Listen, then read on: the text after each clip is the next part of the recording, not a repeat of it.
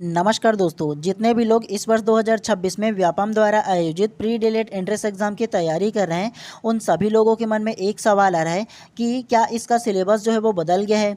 मतलब pre DElEd entrance exam का जो सिलेबस है क्या वो बदल गया है। तो आज के इस वीडियो में हम लोग इन्हीं सवाल का जवाब जानेंगे कि व्यापम के द्वारा आयोजित प्री डीएलएड एंट्रेंस एग्जाम का जो सिलेबस है वो बदल गया है या नहीं बदला है, और अगर बदला है तो उसमें क्या क्या चेंजेस आए हैं, और नहीं बदला है तो क्या क्या इसका सिलेबस है। तो तमाम इन विषयों पर ना विस्तार पूर्वक आप लोगों के चर्चा करेंगे, और साथ ही जानेंगे कि आप लोग ना अब इसकी तैयारी कम दिनों में कैसे कर सकते हो, कहाँ से कर सकते हो, इसके बारे में भी ना विस्तार पूर्वक चर्चा करते हुए भी चलेंगे। तो स्वागत है आप सभी लोगों का आपके अपने इस यूट्यूब चैनल बाय एमडी धीवर पर।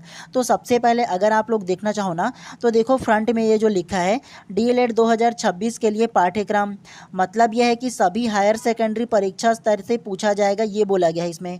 मतलब यह है कि 12वीं जो लोग पास आउट हो गए होंगे ना वो डीएलएड में क्या है फॉर्म फिल कर सकते हैं। ठीक है, तो आज हम लोग ये जानेंगे कि डीएलएड 2026 का जो सिलेबस है ना वो क्या चेंज हुआ है नहीं हुआ है, इसके बारे में विस्तार पूर्वक चर्चा करेंगे। तो सबसे पहले देखो भाग 1 करके दिया है सामान्य मानसिक योग्यता, जिसे आप लोग रीजनिंग के नाम से जानते हो।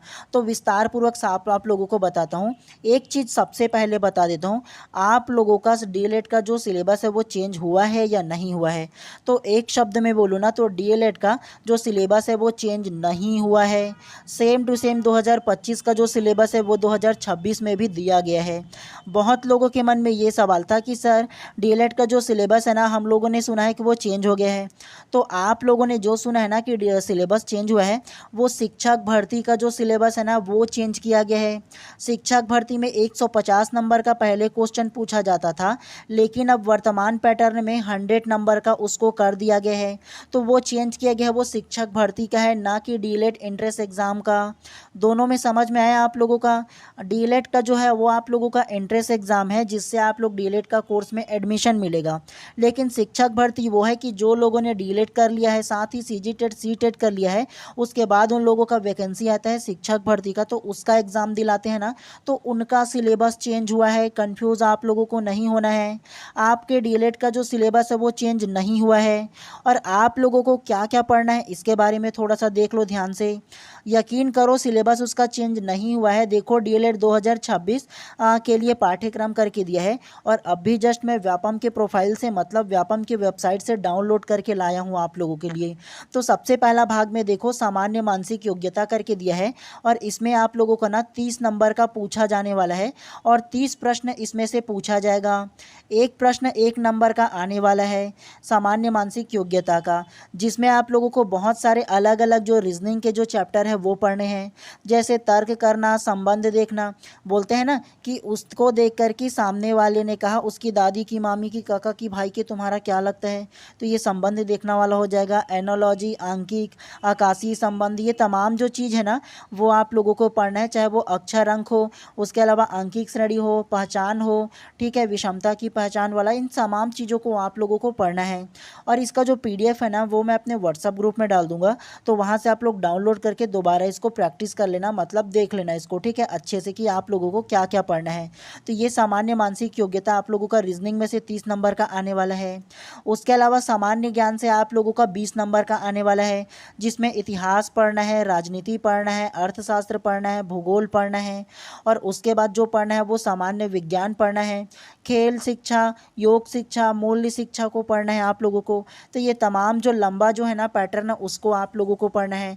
तो इसमें भी किसी भी प्रकार से चेंजेस नहीं किया गया है। आप लोगों का जो सामान्य ज्ञान है उसमें मैं डाउनलोड किया हूँ व्यापम के प्रोफाइल से, मतलब व्यापम के वेबसाइट से, और उसके बाद ना प्रीवियस ईयर 2025 का जो सिलेबस है वो, और 2026 अभी का ये सिलेबस है वो, दोनों को लॉन्ग टाइम से चेक किया हूँ अच्छे से, और उसके बाद ही आप लोगों को बता रहा हूँ। कोई भी भ्रामक जानकारी आप लोगों को देने वाला नहीं हूँ मैं, ठीक है, क्योंकि मैं आप लोगों की तैयारी भी कराता हूँ, आप लोगों को पढ़ाता भी हूँ।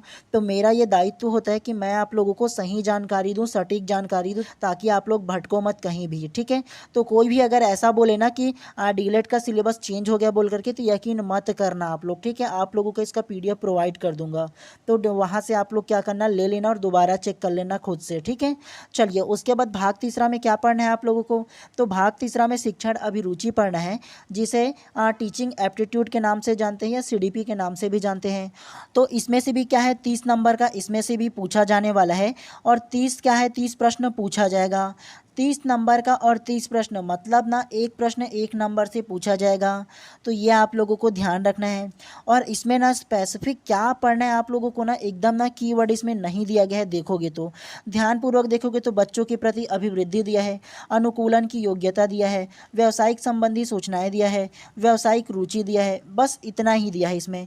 उसके बाद शिक्षण शास्त्र से संबंधित 6 से 11 वर्ष की आयु के बच्चों के लिए शैक्षणिक विज्ञान, मनोविज्ञान, सीखने सिखाने की प्रक्रिया।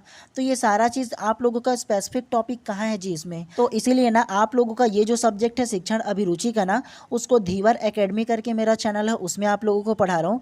उसमें जा करके देखिएगा ना, तो इस सिलेबस से बाहर जो जो कीवर्ड है ना, जहाँ जहाँ से प्रश्न पूछा जाता है, उन तमाम चीज़ों को आप लोगों को पढ़ाते हुए चल रहा हूँ। ठीक है, सर्च करके देख लीजिएगा धीवर एकेडमी करके, वहाँ पर आप लोगों को देखने को मिल जाएगा।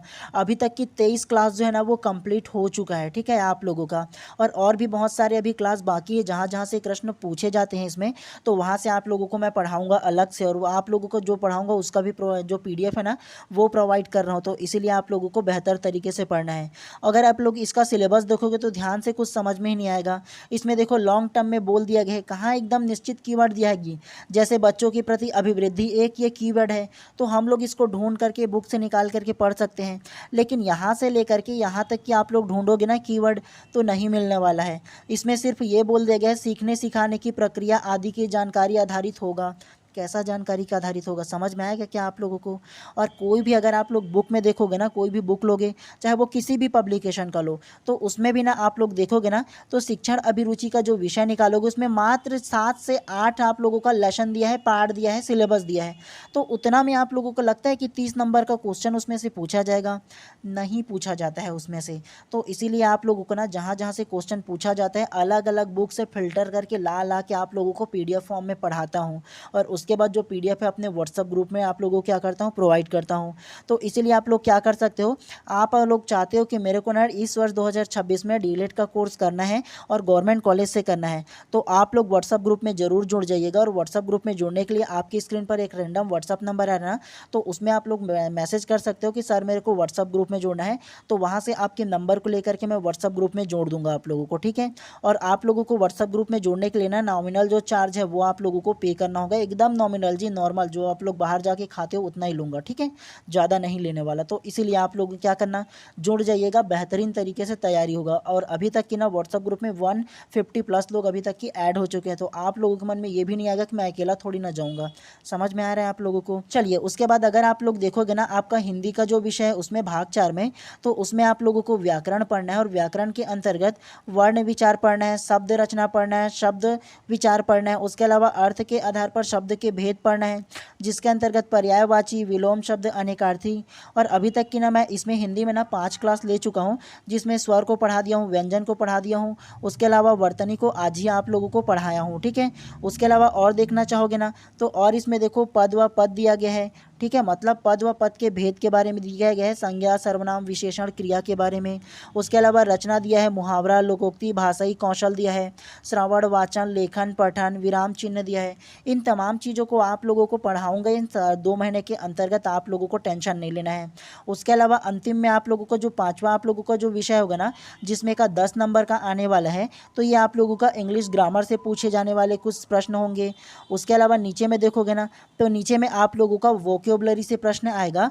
ठीक है, और उसके अलावा रीडिंग से आएगा।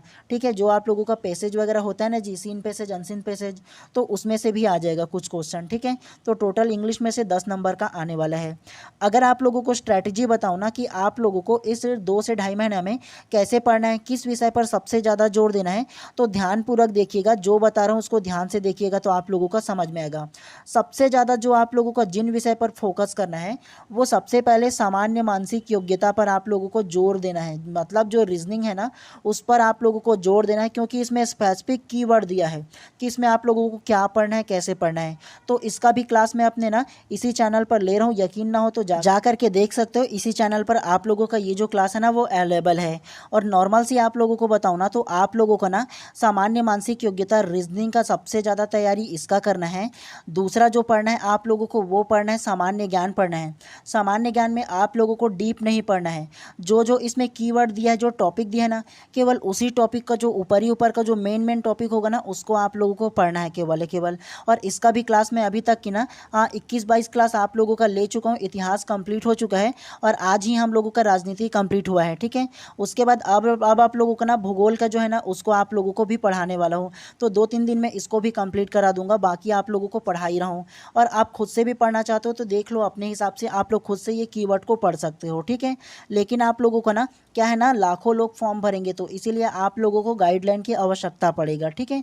तो इसीलिए बाकियों से बेटर तैयारी कैसे कर सकते हो, ये अपने व्हाट्सएप ग्रुप में रहोगे ना तो आप लोगों को बेहतर तरीके से पता चलते रहेगा, ठीक है। चलिए उसके बाद ना भाग 3 करके दिया है शिक्षण अभिरुचि, और इसमें से 30 नंबर का आप लोगों का पूछा जाने वाला है। 30 प्रश्न पूछा जाएगा और 30 नंबर का क्या करेगा आएगा इसमें से।